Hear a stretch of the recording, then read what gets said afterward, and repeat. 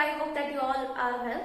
So from today's video you will learn about the trial balance and rectification of errors. Okay, this concept is all about for class 11 students.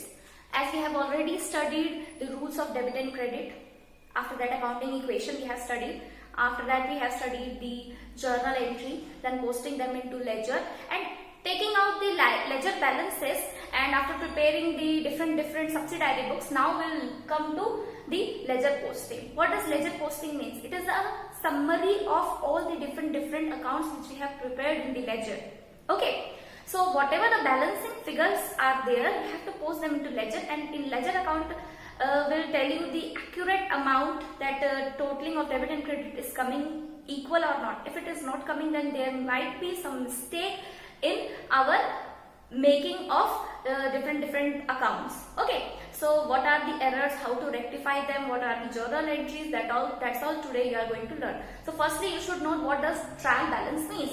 So trial balance is an important statement in accounting process as it shows the final position of all accounts. Here whatever the ledger posting, different accounts we are preparing now, so for that account whatever the final amounts are there, that we are going to write down and helps in preparing the final statement. What does final statement means here? Final statement means trading account, PL account and balance sheet. Okay, what is the objective of preparing the trial balance?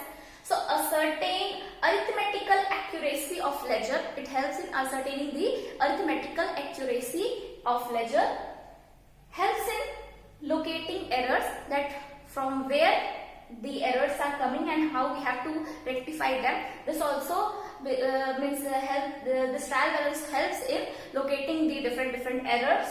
It helps in preparing the final statement, financial statement, that is trading PL and balance sheet, because the balances of trial balance are only posted them into the different accounts, that is trading account, profit and loss account and balance sheet. That we will study in the second book. This syllabus is not in a first book, that is in the second book, that we will study later on. Then comparative study of each account. Through this we can study the comparative study for the different accounts also, and it is helpful for auditors also. So this was all about the small theory related to the trial balance, definition and objective. Now what are the different methods of preparing trial balance? Okay, there are three main methods through which this trial balance is prepared. First is total method, second is balance method, and third one is total cum balance method. Okay, so what we have to do in this first method, that is total method, let's study.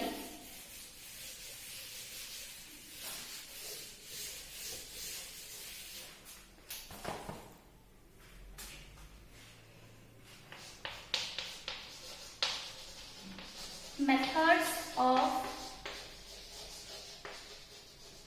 preparing trial balance. Okay, so methods of preparing trial balance is three. First one is total method,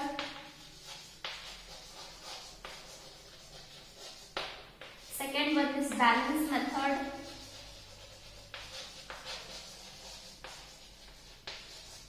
and third one is total cum balance method.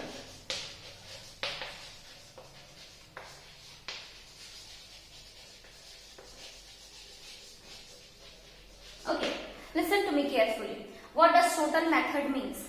This method is not widely used. Only few or somewhere, some of the points we are going to, some of the places only we are going to use this total method, because this total method account all the ledger accounts total of debit and credit, we are posting that into the ledger in total method.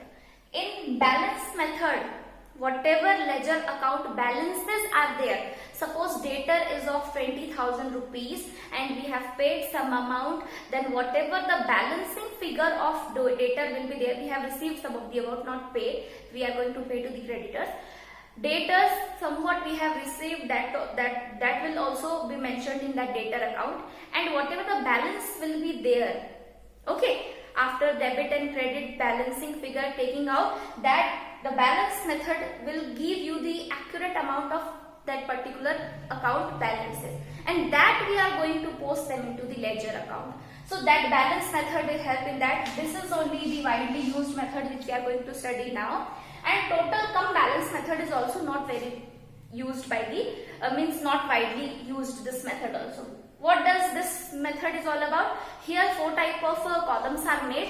In 2 columns the totaling of all the different ledger accounts are posted, and in 2 columns the balancing of all the different accounts are mentioned. So this is total cum balance method. We have to study in this 11th class courses balance method. Okay. So now we'll come towards the format of trial balance. That is very easy. I think in the whole syllabus of 11th class, trial balance is the easiest thing which you have to study. Okay. So let's prepare the format of trial balance.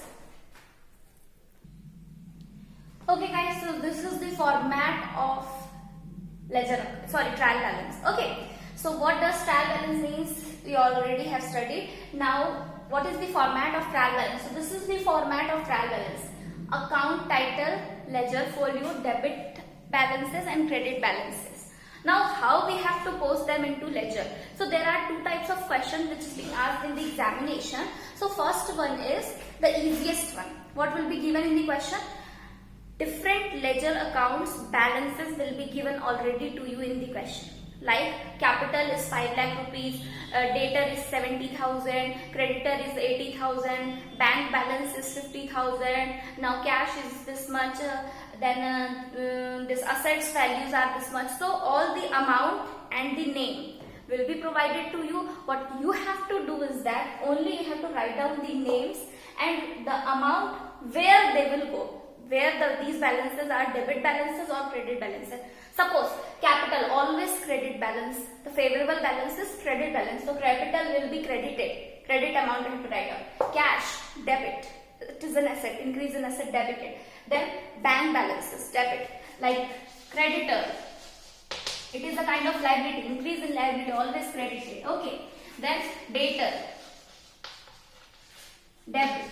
So likewise, you have the amount will be given in a particular place in a question. It will be provided to you. What you have to do is that you have to put them in the correct column. That whether it will be debit amount, whether it will be a credit amount. And after that, at last, what you have to do? We have to do the totaling. That whether the debit and credit columns are coming equal or not. So this is the normal and the format of this trial balance. So one question is given in the NCERT. For practice question, you can make that question. That will be more helpful for you. And the second type of question which is being asked in the examination for this trial balance is that the journal, some transactions will be provided to you. You have to post them into ledger, and ledger account balances you have to take out, and after that trial balance you have to make. Okay. So such type of questions, I don't think that frequently they are going to ask them in the examination. So I'm not going to tell you that how that all accounts are prepared. Okay. So this was all about the trial balance. Now the second topic is trial balance and rectification of errors. Rectification of error, the concept means that you have to correct the errors. Now there are different type of errors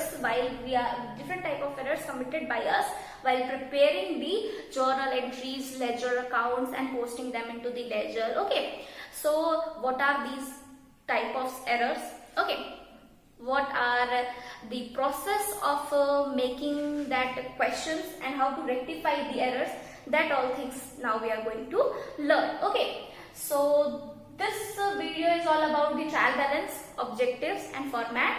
You can make questions as more as possible. You can make from NCERT also, from T.S. Garewal also, from D.K. Goyal also. Simple questions are there. So you just try to make some of the questions, and from next video we'll learn about the errors, how to rectify that errors and how to make the correct journal entry for that. Okay. Thank you.